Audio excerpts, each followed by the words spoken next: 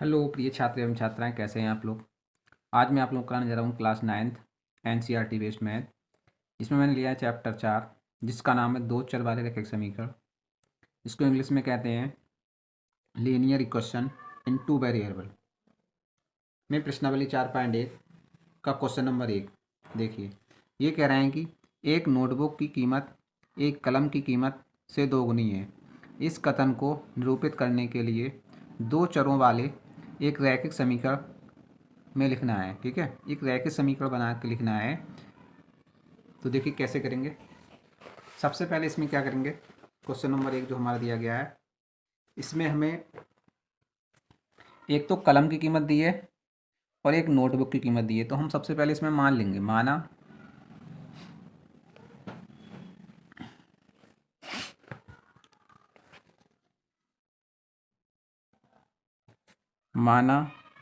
एक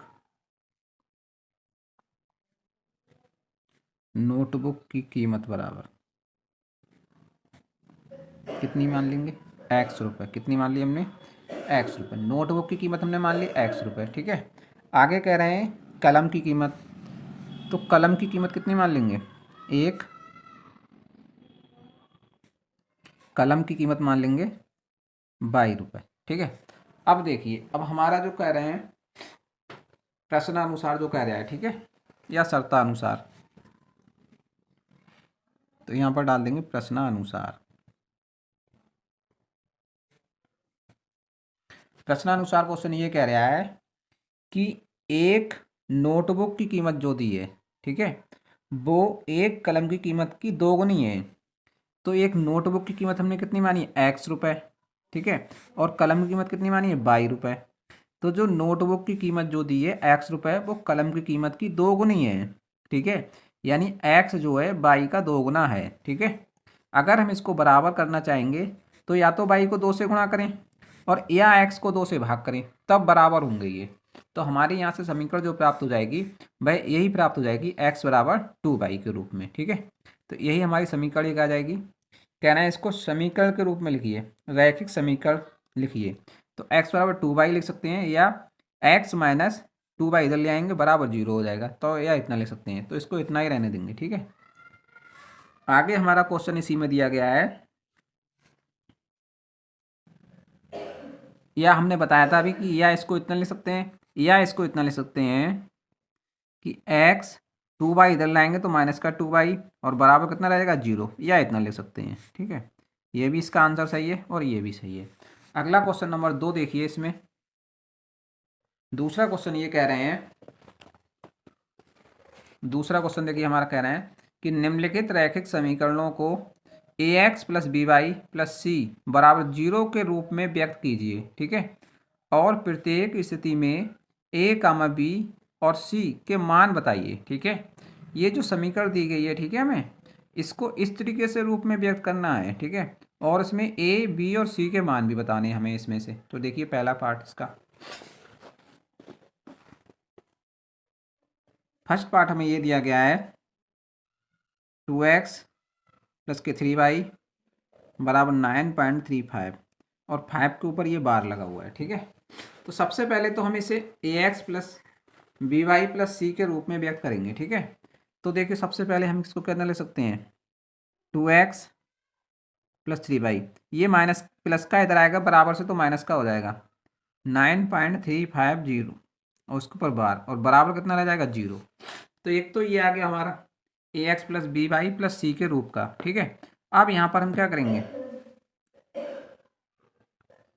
ए x plus b y plus c बराबर 0 से तुलना कर देंगे, और जब इसकी तुलना करेंगे तो हम यहाँ से ए बी सी के मान निकाल लेंगे। तो यहाँ से देखो, जब तुलना करोगे तो ए बराबर एक्स से एक्स की तुलना होगी, तो ए बराबर कितना बचा 2, ऐसे बी बराबर कितना बचेगा 3, और सी बराबर कितना मान निकल के आएगा माइनस के 9.35 और 5 के ऊपर बार, ये। तो ये इसके आंसर हो जाएंगे। ठीक है, ए बी सी के। अगला पार्ट इसमें जो दिया गया है हमें, पार्ट नंबर 2, वो ये दिया गया है x माइनस 22/5 और माइनस के 10 बराबर 0। ठीक है, ये दिया गया है। तो इसको हम क्या करेंगे, इसको हम लिखेंगे सबसे पहले a x plus b y plus c के रूप का।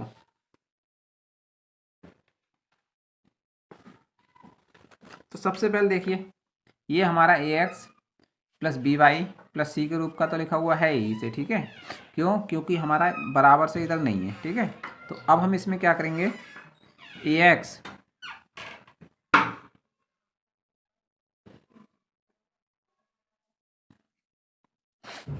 इसमें ए एक्स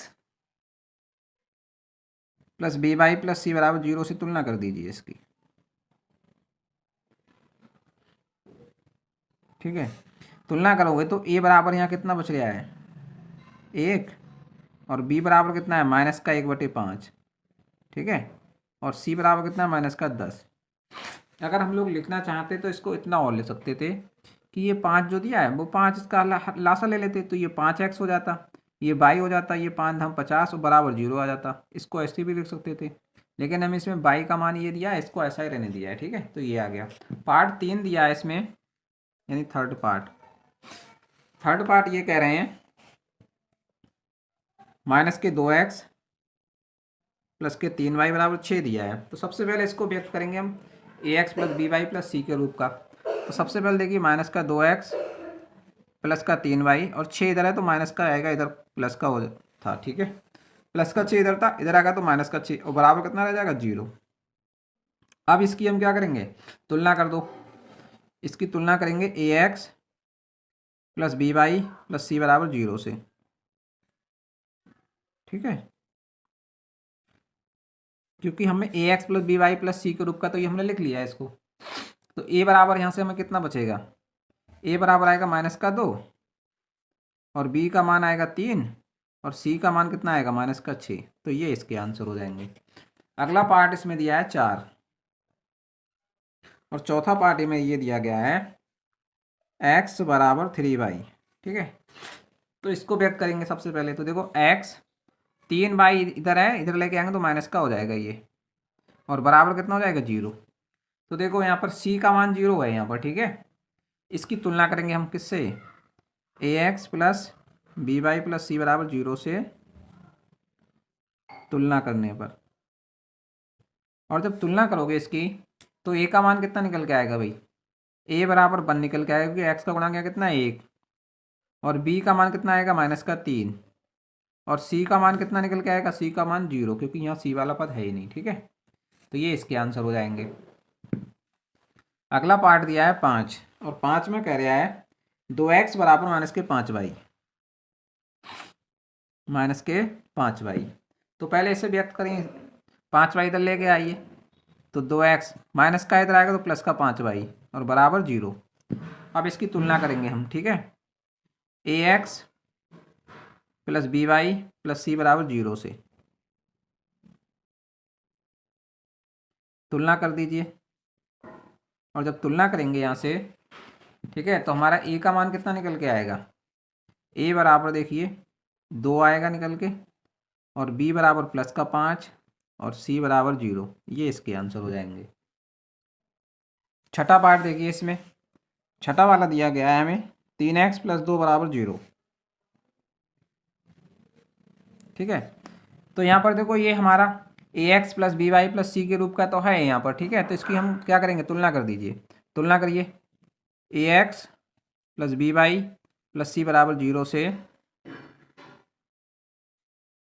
तुलना करने पर। और जब इसकी तुलना करेंगे तो ए बराबर कितना मान निकल के आएगा, 3, और बी बराबर 0, क्योंकि एक्स के बाद बाई का गुणांक हमारे पास यहाँ पर है ही नहीं। ठीक है, और सी बराबर 2, क्योंकि अचर पद कितना है, 2 है। ठीक है, तो ये इसके मान आगे निकल गए।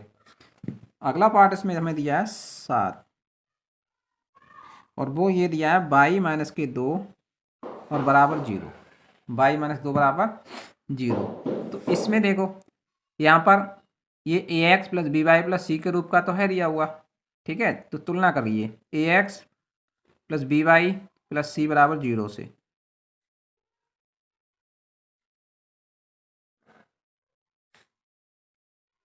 इससे तुलना करेंगे इसकी, तो हमारा ए का मान कितना निकल के आएगा, ए का मान, एक्स का गुणांक क्या है नहीं है, देखो एक्स वाला पद ही नहीं है हमारा, तो ए का मान कितना हो गया 0। बी का मान यानी बाई वाला पद कितना है, का गुणांक कितना है यहाँ पर 1, और सी बराबर अचर पद कितना है -2, तो ये इसके मान हो गए। अगला दिया है पार्ट 8, इसमें वो ये दिया है 5 बराबर 2x, ठीक है। तो पहले इसको हम व्यक्त करेंगे a x plus b y plus c बराबर 0 के रूप में। तो 2x, 5 उधर ले जाओगे तो -5 और बराबर कितना हो जाएगा इधर 0, ठीक है। अब इसकी तुलना करेंगे हम, तुलना करोगे तो a x plus b y plus c बराबर 0 से,